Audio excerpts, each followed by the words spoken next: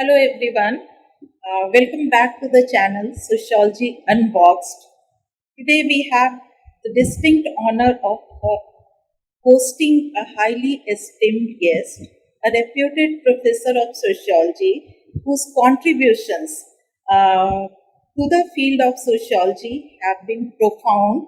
She has had an illustrious career of more than 4 decades, and she has served Indian sociology in various capacities. She has served as president and as secretary of Indian Sociological Society.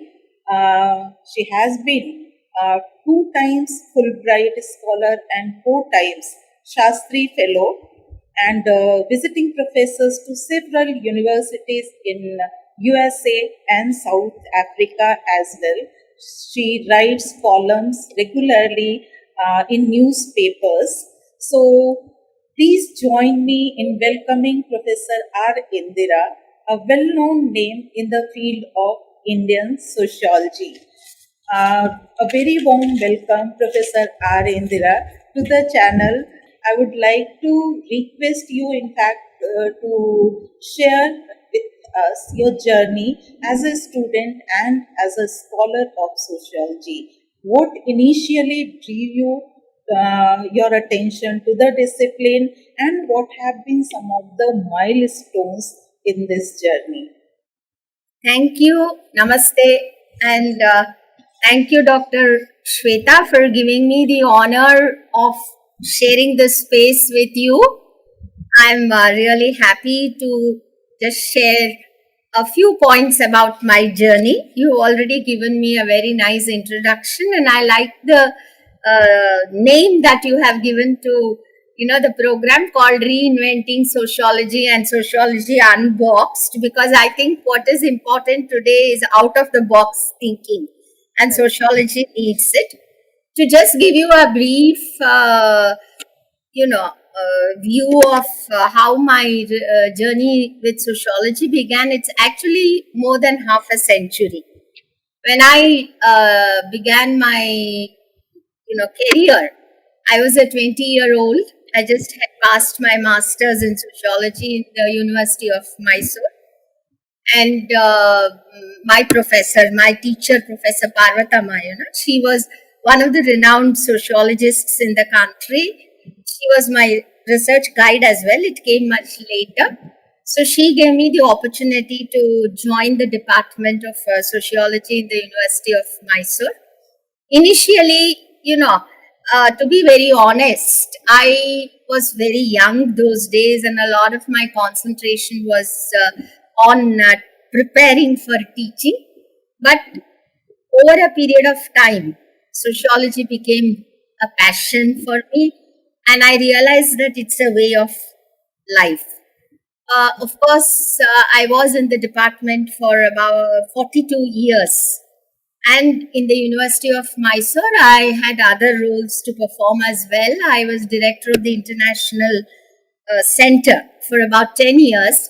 And I must say that what I learned from sociology helped me to discharge this responsibility quite well, because sociology taught me the value and respect for multiculturalism, for diversity, and how to understand the feelings of students who come from different backgrounds, from different countries, their attitudes, their approaches to life. Another area where I got involved very seriously after about 10 years of my entry into the teaching profession was the women's movement. As a student of sociology, one issue that bothered me a lot was inequality. And gender is a form of, what should I say, the kind of, as a student of sociology, I was aware of inequalities created by caste, by class, by location, etc. But I realized that gender cuts across all these barriers. And the inequality between men and women always bothered me, but I did not know how to give expression to those feelings. So Mysore at that point of time, I should say by 80s, was a very active space for the women's movement, and we have even to this day a very what should I say, a proactive women's organization called Samata, and I had the opportunity to join this group, and that kind of fascinated my imagination. I mean, the fascination I had for gender, understanding gender inequalities, got a trajectory, I should say, when I joined this organization. And slowly I started thinking about gender, writing about it, speaking about it. And I also had the opportunity to head this center for about 3 to 4 years during the 90s. And so since then, a lot of my work has centered around gender. And I also, then learned from my teacher that research is more important. In the beginning of my career, I thought that being a good teacher is enough per se. But my mentors and teachers told me that, well, teaching is one aspect only. You have to start writing. And writing is not easy, as all of us know. So when I started doing my research, I was totally inexperienced, and my teacher, Professor Parvatama, was a person who would make no compromises. She was very tough, very strict, and she did not like us saying, "I cannot do, it's impossible." So she kind of showed me the path when she said, "Go and search." She also encouraged me to learn from others. And I think even to this day, this is what we should do with our students. So the last 40 years, I have done a lot of research. And because of my contact with some NGOs working with forest communities, I started my journey working with forest dependent communities, especially women. And when I got the Shastri fellowships, I began work in a district called Uttar Kannada in Karnataka, and this in a place called Joida, which is actually Karnataka's largest taluka in terms of geographical area, but it's, dense rainforest. And that region had not seen any development for several decades. So when our project began, there was quite a lot of resistance from the seniors in the community, but over a period of time, we got close to the people and started talking to them, started involving them in our projects. And I learned also that what is called the participatory methodology is what works best when you are dealing with the field as such. So all I want to say is today, I realized that unless you take the field to the class and the class to the field, the sociology teaching becomes ineffective.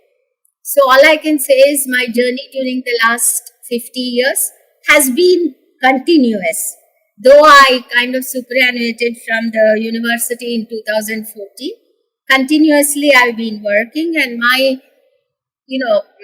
association with Indian Sociological Society, first as secretary and then as president, gave me an opportunity to connect with the entire country.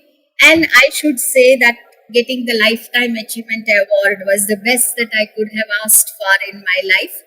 And I want to thank you and the sociological fraternity for that. So today I am with the MS Ramarao University of Applied Sciences in Bangalore in the School of Sciences, Social Sciences, as Professor of Eminence. So my relationship with the students, with the discipline, with research continues, and that's about my journey. Thank you so much for detailing out your journey. Very inspiring indeed. So, moving forward, ma'am, how do you see the discipline of sociology evolving over the years, and what is the current state of sociology in India? Yeah, this is a matter of real serious concern. If I have understood the way sociology began its journey, in fact, it has more than a history of 100 years in this country. And all I want to say that, you see, in the beginning, sociology was associated with social development, with social transformation. It was seen as a discipline that could bring about social transformation, that could study social change, that could identify the areas where change had to take place. But over a period of time, I must say that, especially after 2000, after the period of economic liberalization began, and the IT boom, as it's often called, happened, the interest in sociology and other social sciences as well started dwindling. You see, very recently I was doing a study about sociology in South India. And I must tell you that most of the universities that have been started after 2000 have literally no place for humanities and social sciences. The period between 1956 and 2000 was the best period, because most of the universities that were started during that period were state universities, and across the country sociology departments were started. It was offered as a discipline in colleges. And I also must tell you, in my own experience as a teacher, at least up to 90s, even the end of 90s, I should say, most of our students who got their masters in sociology got, the jobs, and many of them also were able to reach senior positions. Of course, most of them have superannuated now. However, after 2000, this kind of downward trend began, simply because people started asking the question, what do I get if I study this subject? So the question bothers me, where have we gone wrong? Is it in our failure to reframe the curriculum, as it's happened in most places? I'm not generalizing. Or have we not learnt our lessons? Or what about our teaching practices? Or, have we not been able to make our subject relevant? You see, recently I was at a fair, I was interested. So I went with a friend of mine to this college fairs that take place, because this is a admission season. And I could see that most of the students and their families who came there, when the colleague of mine, was trying to tell them to take up a social science course, the question that they were asking, let's know where the placements are and what is the package. So today, placement and package have become the buzzwords, if I may say so, and that's a big challenge to sociology. So it's, according to me, it's such an important subject, because those who know its value, they say, if you don't do sociology, you will really not understand how human life, is emerging, is evolving. You can't understand changes, and you can apply the intersectionality angle. But unfortunately, what has happened is, we have to make our not been able to make our subject relevant. Make people understand that, whether it is technology or health or name any sector, law, management, the sociological perspective is very important. But all over you see that there is such a demand for subjects like data science, management, what you call as artificial intelligence, and machine learning. So where does your subject come in this? So what is important for me is that, as you have very rightly, captioned your program, we have to reinvent ourselves. We have to be ready to critically look at our curriculum at all levels, undergrad, postgrad, and our research goals, and review and restructure the way we present sociology. And we have to take sociology into other disciplines, not consider them as our competitors, but I think it is up to us. I have believed as a teacher that it is up to us to convince other disciplines that a sociological perspective is very important. See, if I can give you just one example quickly, I was once invited to speak to a group of principals of engineering colleges in Hyderabad.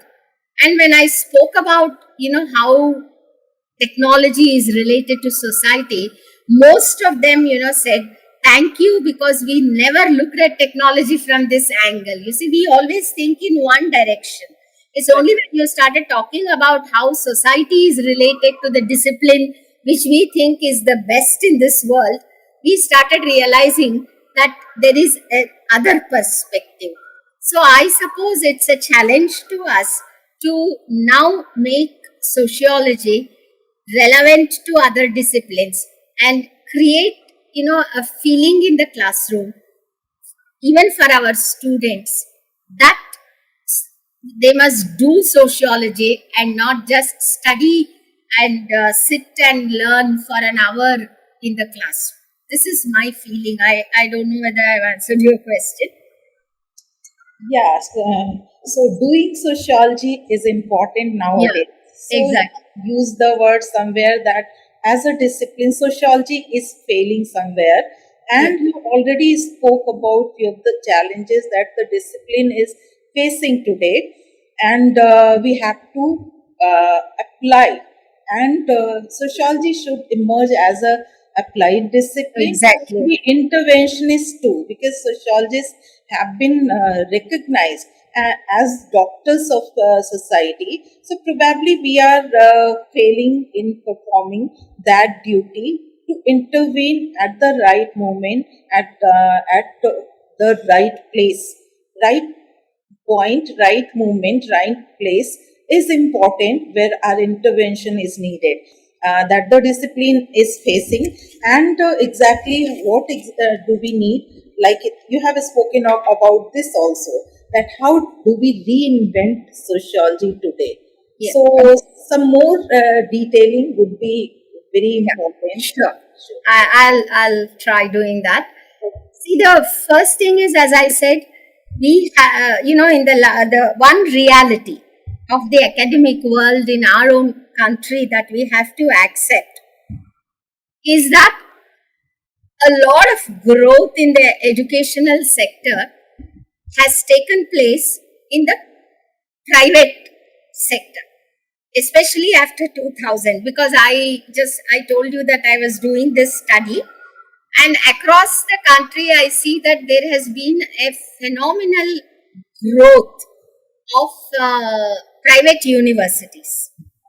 And of course, private universities, uh, in very few private universities. Now, I can talk of Karnataka state itself as an example, where only about two or three private universities are offering courses in sociology. This is out of 40 plus that have been started. So everywhere it is either engineering or management, and even in engineering, I must tell you that those traditional courses, like mechanical, civil, electrical, looks like they are also losing their ground.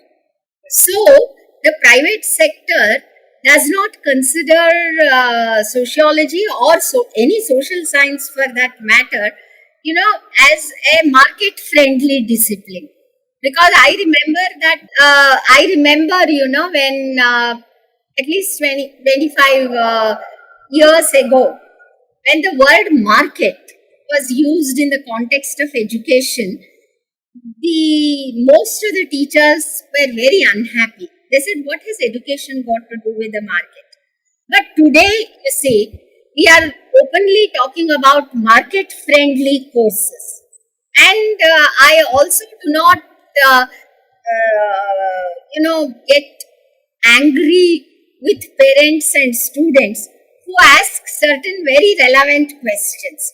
So they say, please let us know what we get after studying this subject for 3 years. It's true of economics, it's true of sociology, it's true of history. So I think that one of the biggest challenges is to make our subject, relevant to the employment opportunities that are available. See, I was reading the future jobs report the last year, and they say that up to about 2040, the largest number of jobs that are available across the world will be in the health sector. Now, looking at health itself, for example, it's not just about medicine, doctors, or the technically qualified staff in that field. So the report also says that we want people with social skills. For example, one word that I picked up from there, I'm just sharing here. Now, what are these social skills? It's not just that doctors are required, but health is not just about freedom from disease. It's also about affordability. It's also about interpreting health data. It is also about understanding who falls sick, why do they fall sick, why certain diseases, go and attack only certain sections of the people, and factors like rural-urban background, class background, occupational background, and these factors influence, healthcare access as well as healthcare utilization. So the report says that we want a large number of trained staff who have the social skills. And social skill will also mean talking to people, making them feel comfortable, which a doctor, I'm not saying cannot do, but may not have the time to do. So, see, that is where, social work always comes into the picture. I also saw this interview by Professor Anand Kumar, when he was telling you about social work. Actually, you see, they say social work is professional, sociology is not. I don't accept that at all, because professionalism is a feature of sociology as well. So, I think now we must reframe our curriculum to develop those skills that are required in our students, the new generation that we are going to train in sociology. And also, it's very important to train them to understand data. It's completely wrong to say that you don't need data, you don't need artificial intelligence, or you don't deal with figures. Now, talking about data itself, I must say that these are days of big data, data sets. These are words that are commonly now used. So, I think that a time has come today when we are able to achieve a synergy between technology, digital skills, and sociology. That is why, in the university where I am now teaching and involved, we are now starting a course called Computational Social Sciences from this year. Actually, we're going to start very soon. And there also, it's not so easy to get students, I must tell you, because we have been able to convince some. See, this is a combination of technology and society. So, we do have a basket of courses that build their technological skills, their digital skills. At the same time, we are also training them in sociology, in public policy, in economics, in gender studies, and trying to relate the two together. So, to your question, I would say that our whole approach to teaching sociology must change. Our whole approach to creating sociological sensitivities among the students and teachers as well must change. So, we have to create a combination between digital knowledge and knowledge of society, and tell them how we can use our knowledge to make their professions, their education better. I don't know whether we are not succeeding in doing that everywhere, because I have taught courses on management, and I have seen that a large number of the students, they seem to have no knowledge of social realities. So I think we have to tell this world, the academic world, that sociology is required to understand the lived-in realities of people. It is very easy to say, go for online learning. One quick example I can give is during COVID, when schools were closed, colleges were closed, very easily many people said, what is the problem? Go for online learning. But it was found that 40 to 50% of the students did not even have telephones.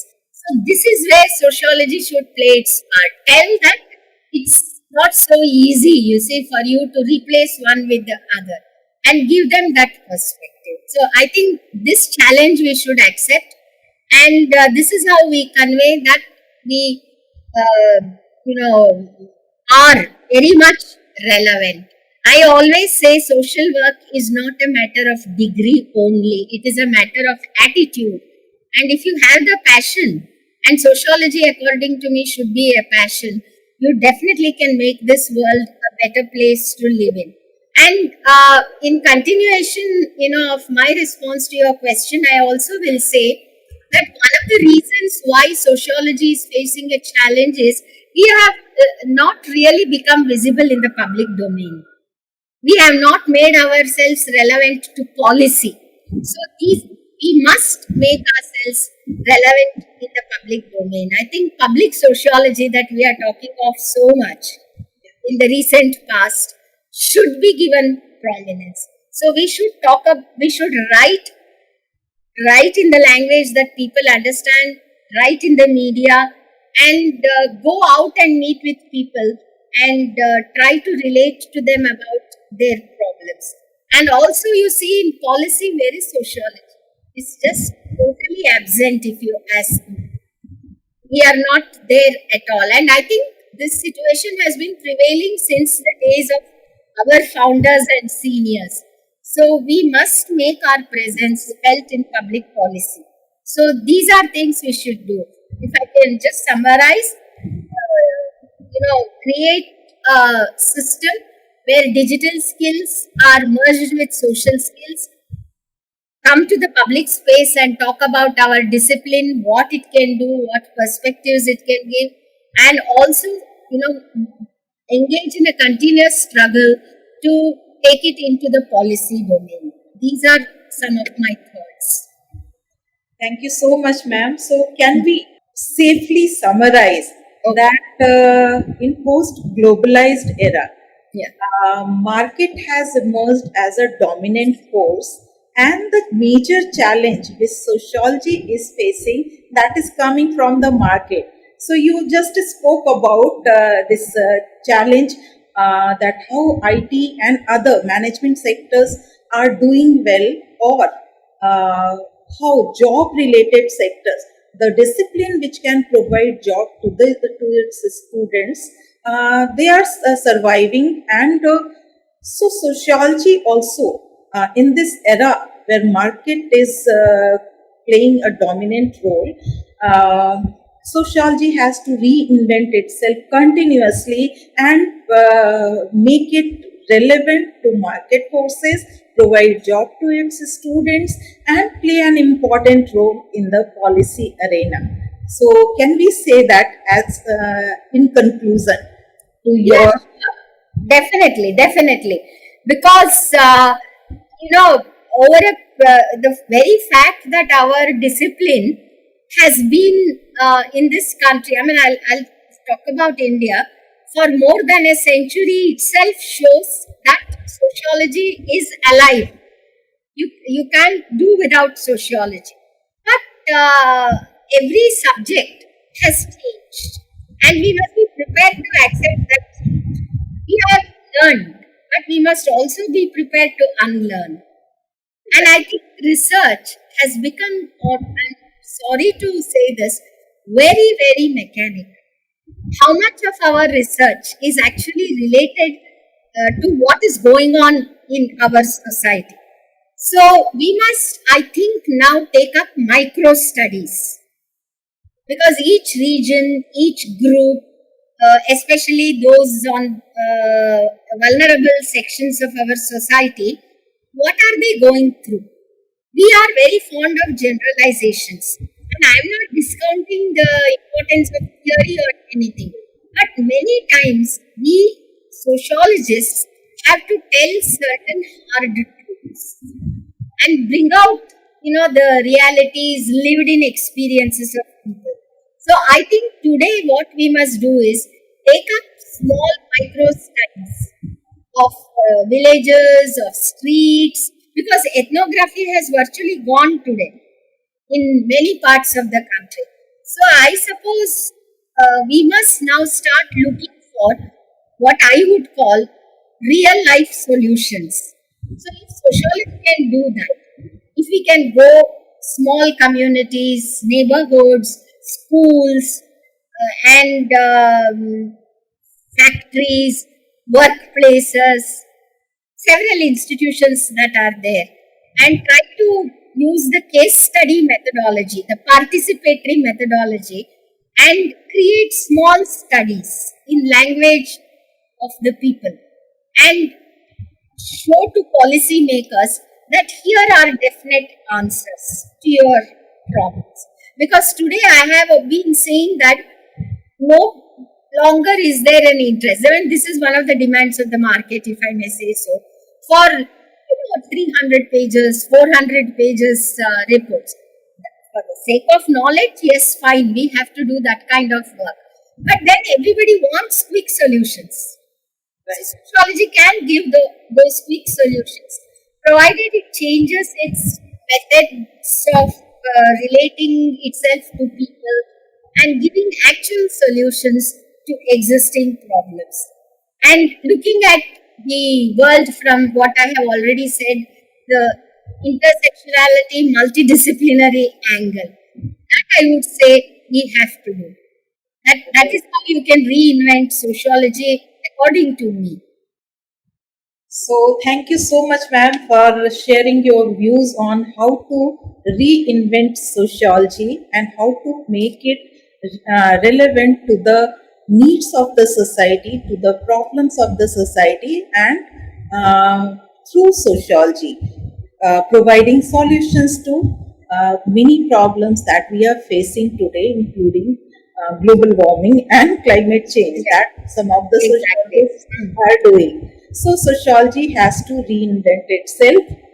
Totally agree, ma'am. So thank you very much for Thank you being for part this. of this series, Reinventing Sociology. Thank you so much for this opportunity. I am honored, and I wish the program all the best. And I must say, it's been a great learning experience. Thank you. Thank you so much, ma'am. Thank you.